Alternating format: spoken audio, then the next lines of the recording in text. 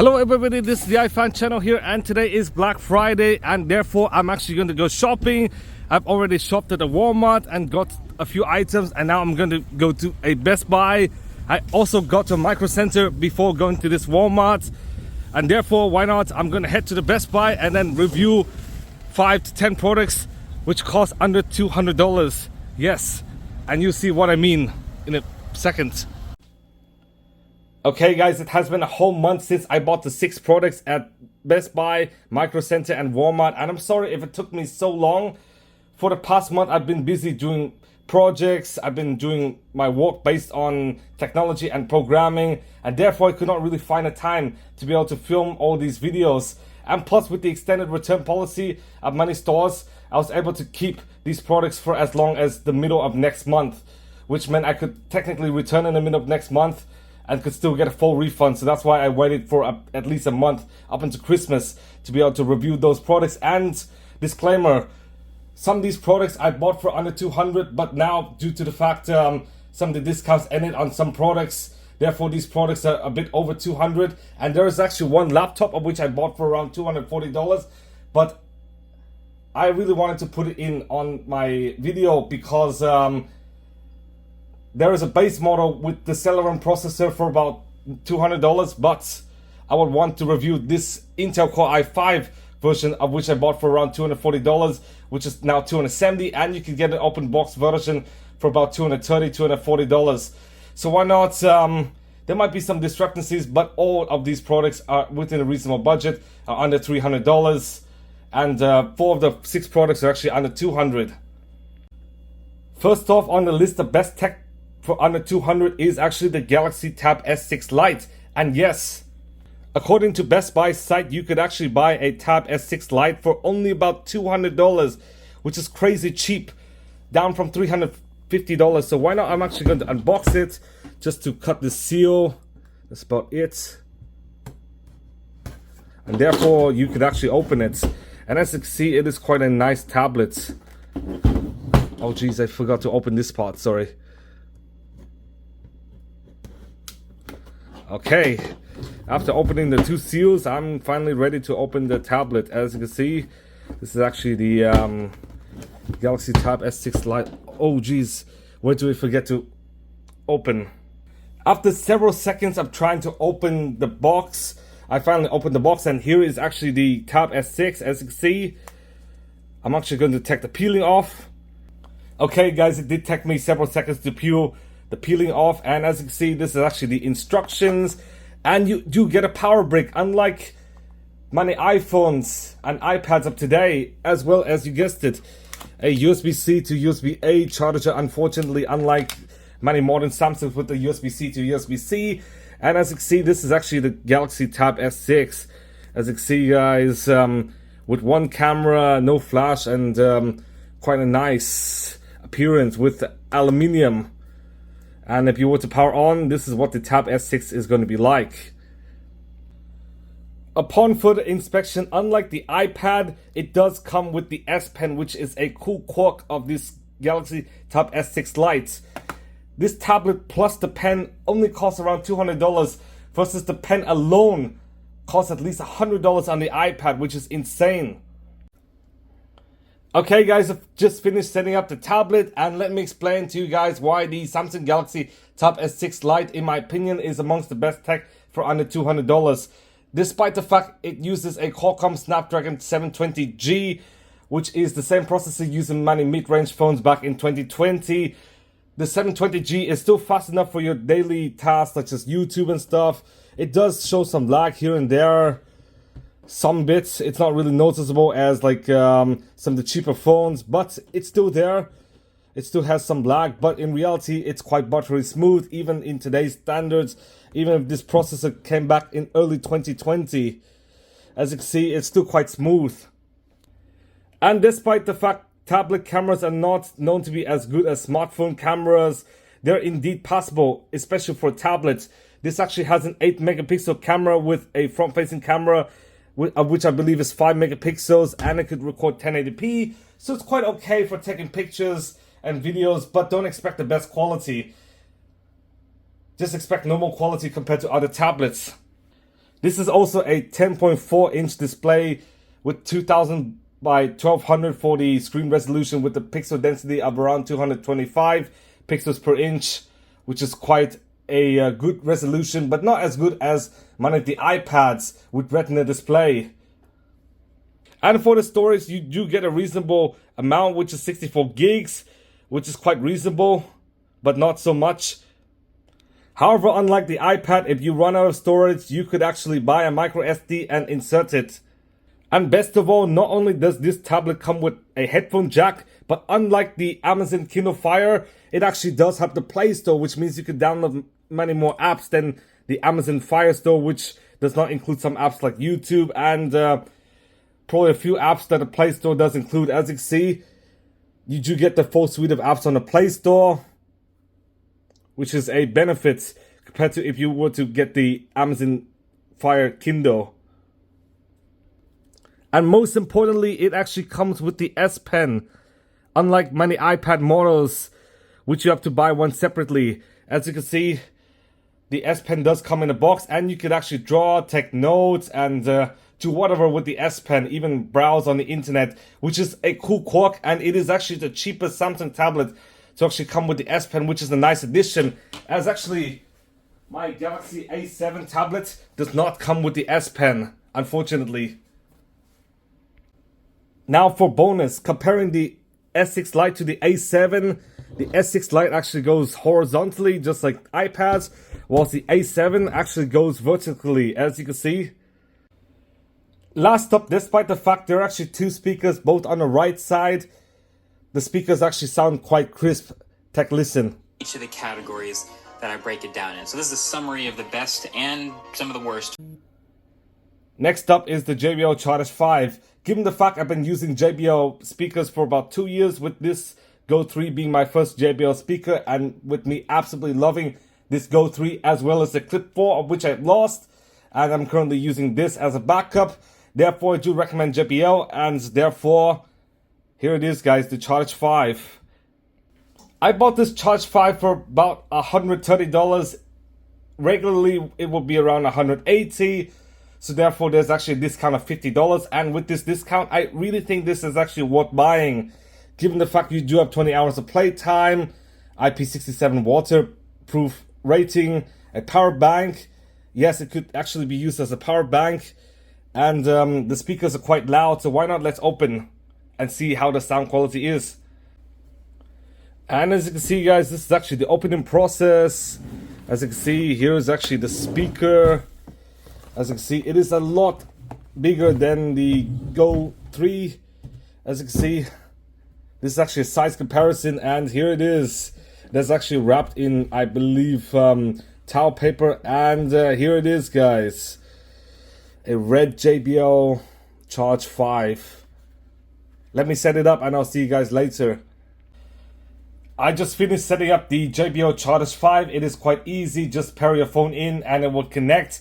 And as you can see, inside this white box actually includes a USB-A to USB-C charger, as well as an owner's manual, in case if you want to charge your JBL Charge 5, or if you want to charge your phone using the JBL Charge 5. And let me show you one party trick.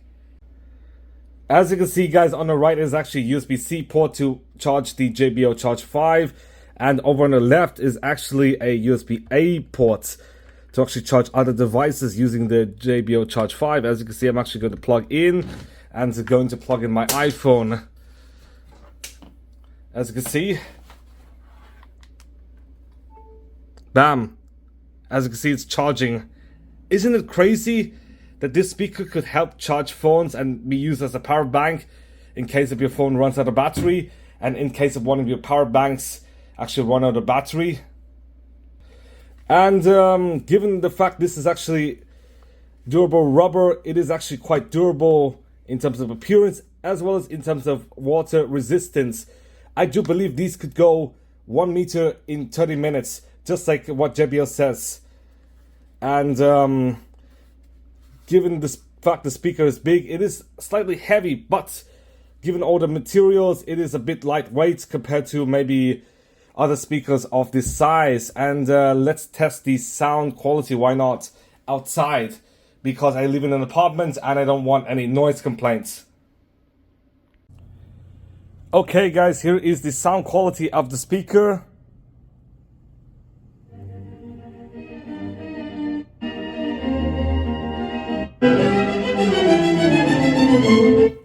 As you can tell, it is quite loud at full volume especially, and the sound quality is quite good, especially for a speaker which costs less than $150 if you buy it on sale.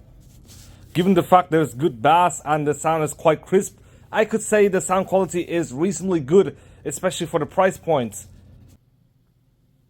As you can see, I'm in this part of the apartment, and let me show you where the speaker is.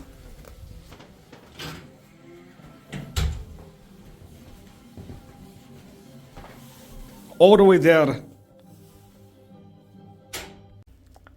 Now, even though there are many great speakers for under 200 like Sony, Bose, UE and many others, I feel like the JBL is quite a compelling option for under 200, given the fact I've been using JBL for 2 years and absolutely love it, and therefore I would recommend this Charge 5, especially for around $130.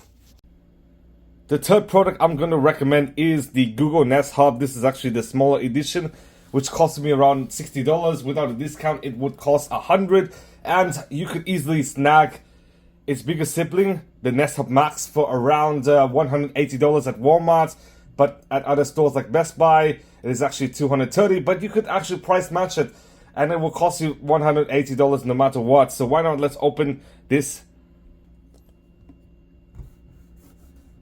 It's quite simple, just peel the wrapping off, and here it is. This is actually the Nest Hub.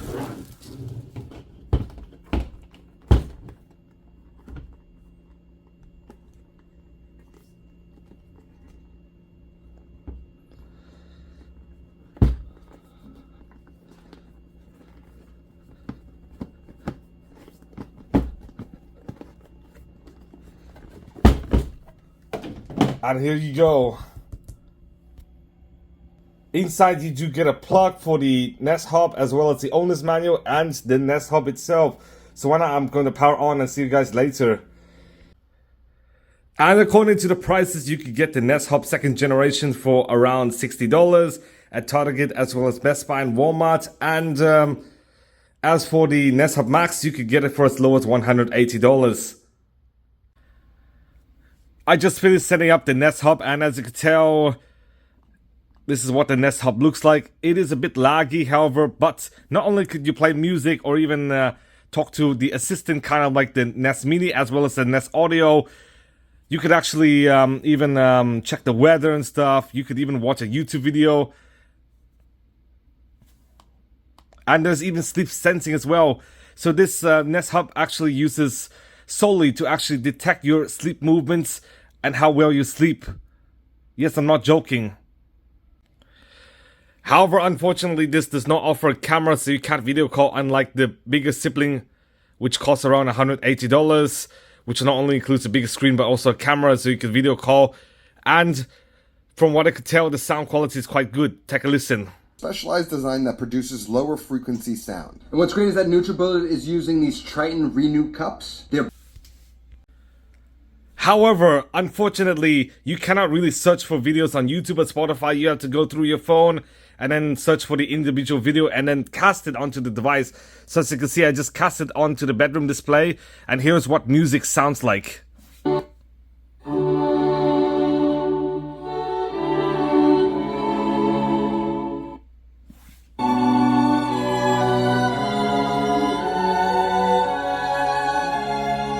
And this is at max volume, by the way.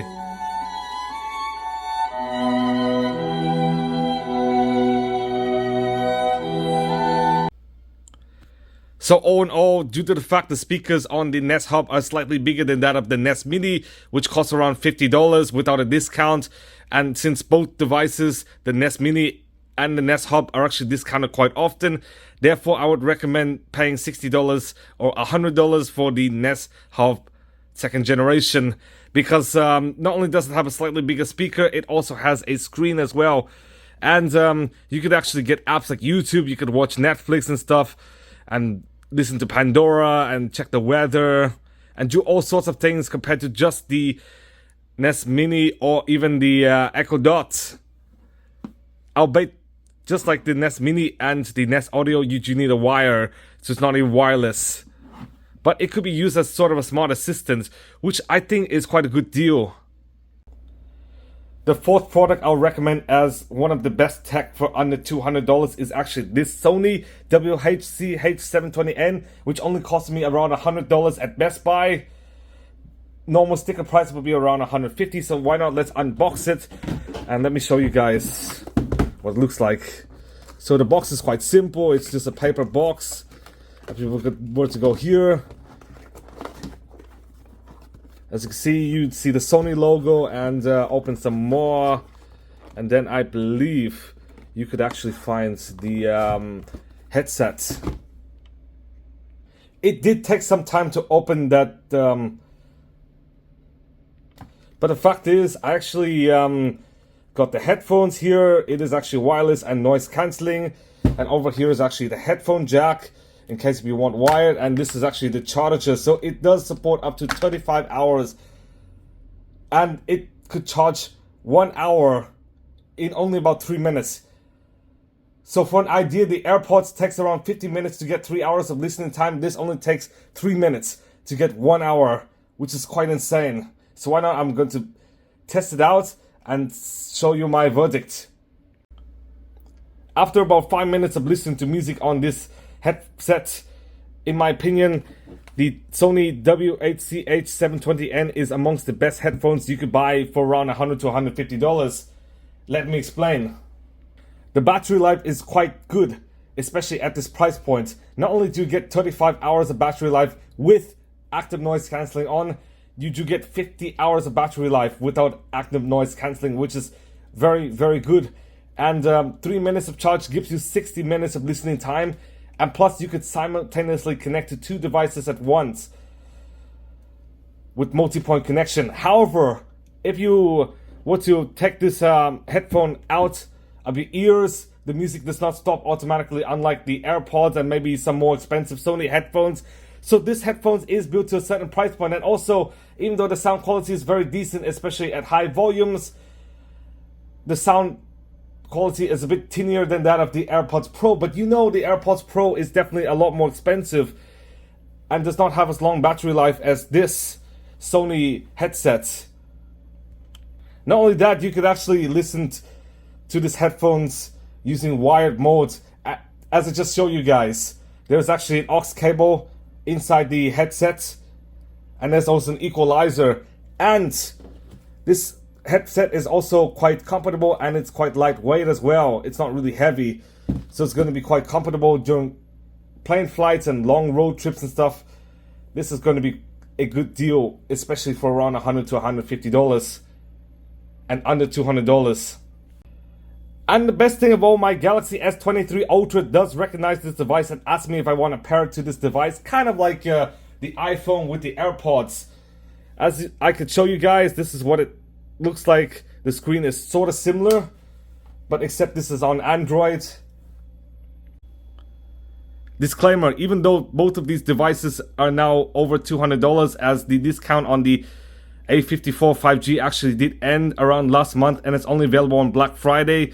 Nonetheless, I wanted to show you guys these two products because you could sort of get this on eBay brand new for $200, as many eBay sellers actually mocked this phone up from around $140, the price I bought it last month, to around $200. And plus, with this Lenovo, you could actually pay around $270 or even $240, $250 for open box and get this exact Lenovo IdeaPad 1 instead of the Lenovo IdeaPad 1 with the Intel Celeron or cheap AMD processor. This actually does include a Ryzen 5500U, which I do believe is quite a compelling option if you were to pay $50 more. And it does cost under $300, so I really wanted to include this in the video because I really feel like this is actually quite a good deal, especially for under $300. And this phone I actually bought it for $140, so why not? I'm going to review the A54 first. Now, a disclaimer, this phone is locked to the Straight Talk carrier. That means you cannot use AT&T, Verizon, T-Mobile, or any other carrier. You can only really use Straight Talk. And this phone is quite good if you're poor, if you can't really afford like a new iPhone or new unlocked Samsung, and you definitely have to buy this for a phone with good specs rather than $280 or $200 for like an unlocked phone, which could give you less features and stuff. So this is quite a compelling option, given it's $280 or $450 if unlocked, and you do get a set of features such as a 6.4-inch display, a triple camera, 128 gigs of storage, quite good battery life, as well as several other features. So why not? I'm actually going to unbox this. Also, this is quite a good phone for your child as well. If you don't want them to use the phone feature, this phone could be used as a compelling MP3 player, just like that of the iPod Touch though. And here it is. This is actually what the phone looks like with an Infinity O display, triple camera, and water resistance. And as you can see, this is actually the USB-C to USB-C cable with a SIM card ejector. And this is what the phone looks like. I'm actually going to take the peeling off. And let's power it on for the first time.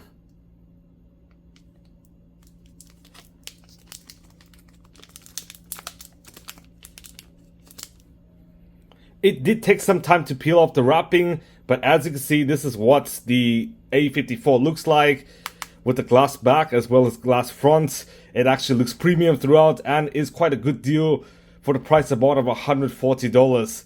Yes, that's correct, $140. After setting up this phone, let me tell you some of the reasons why this phone is amongst the best tech for under $300, and in my case under $200 because I bought the phone for about $140. First off, this phone is essentially a mid-range phone. If this phone were unlocked, it would have costed $450 because it actually has 3 cameras, a 50 megapixel, a 12 megapixel, and a 5 megapixel rear camera, as well as a 32 megapixel front-facing camera.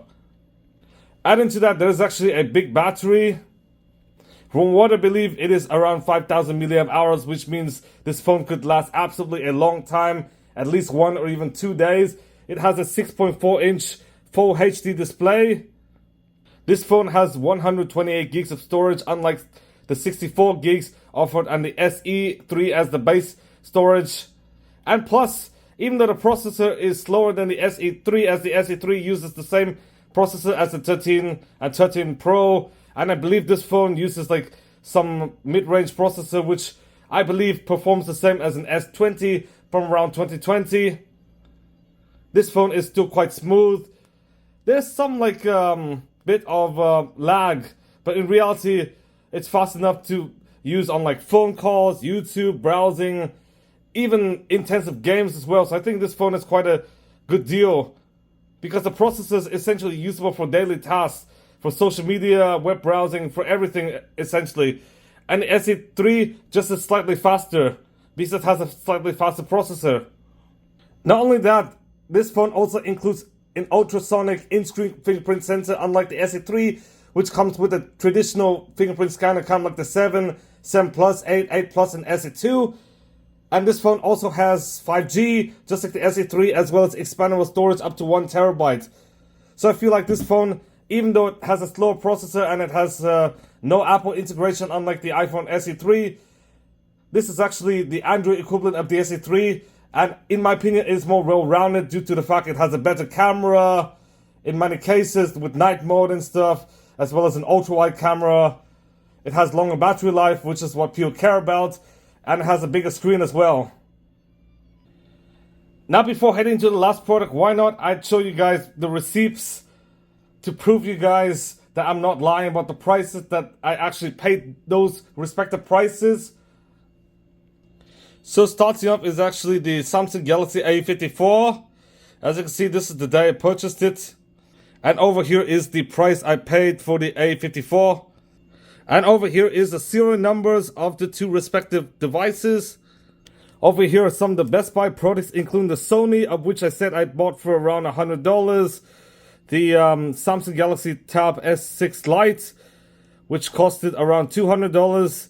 The JBL Charge 5, which actually costed $120 instead of the $130, like I said. And of course the Nest Hub Generation 2, which costed $50, but nowadays costs $60. And over here at Micro Center, I actually do have the Lenovo IP1, which is actually the Ryzen 5500 I'm going to review next. And it costed me $230 with a total of $245. And Micro Center offers this exact same computer with the 5500U for around $270. Finally, this is the final product, the product you've been all waiting for. The product which might spear some controversy on this video because it is over $200, but why not? I feel like I better include this computer because it includes incredible specs and it costs just $270 today, and it only costed me around $230, so why not? I better include this computer, even though you could get the same computer with a Celeron or a equivalent processor for around $200, a bit under. This is a bit over, but you actually do have a Ryzen 5500U, which is around the same class as the Intel Core i5. So why not? Let's open this and then review it. Yeah, so why not? I'm going to use the knife and I'll see you guys later.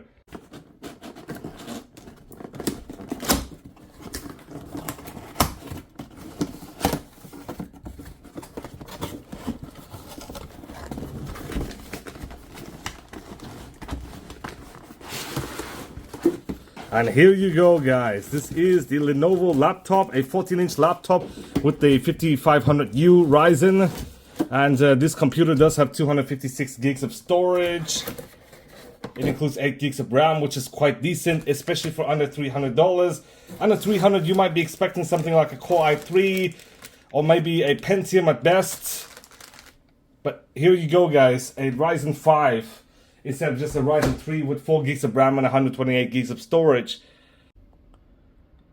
I just finished setting up the laptop, and because this laptop includes Windows 11S, therefore there are no apps downloaded, and you could always remove the S mode for free using the Microsoft Store. And here are my opinions on the Lenovo IdeaPad 1. Even though you could buy an equivalent laptop with the Celeron N4020 for around $120, which meant under $200, I would recommend spending another $100 to $150 on one of these, because the Celeron, just like I said, is quite a slow processor, and it's basically only good for like browsing, or like doing really basic stuff, whilst the Ryzen 5500U is not only good for browsing, it is also quite good for playing games and stuff. A full review is going to come soon once I download Windows 11 Home Edition. Now, even though the Ryzen 5500U is quite fast, especially for a laptop under $300, there's still some lag in here just because it has an AMD Radeon Vega 7 integrated graphics. It does not have dedicated graphics, but whatever, it's still quite fast compared to the Celeron or i3 or Pentium processor, basically. And the Intel Core i5 and Ryzen 5 are actually on par with each other, so this is actually a mid-range processor. With 8 gigs of RAM and 256 gigs of storage, it is quite a lot, and you could do a lot of things. You could store a lot of data and stuff. And of course, you could have an external hard drive if you run out of storage. Some of the bad things about this computer are the trackpad. The trackpad does work, but it's not like really the best, like compared to MacBooks, the Surface laptop, and even the Lenovo Yoga. And of course, the screen, like you have to view it at a certain angle for it to be good. Otherwise, it's not really that good. As you can see, the screen could have some bit more improvements, just like other premium laptops, but whatever, it's still quite usable. Just that it's not really good, but it is absolutely a tremendous value if you're looking for laptops under $300, because for under $300, you're expecting like a Pentium or an i3 if you're really lucky, with 4 gigs of RAM and 128 gigs of storage. This laptop even has reasonable battery life. I've not tested the battery life, but I do believe it's reasonable for this price point. And also there's actually a webcam camera as well, which is quite good. But don't expect much from this laptop. It is overall a very great value, especially for under $300. And also this laptop is reasonably lightweight as well. Thank you guys for watching. Please give a big thumbs up, subscribe for more videos. I do really apologize if this video is so long. I'm trying to improve my videos as much as I can. I'm quite new and amateur to video making. I started YouTube around 7-8 years ago under different names, but my YouTube channels have failed. So this time I'm trying to improve my video quality a bit, but the thing is I don't really have much time and therefore it is a bit rushed. So sorry if it's a bit rushed. Thank you guys for watching. I'll see you guys soon.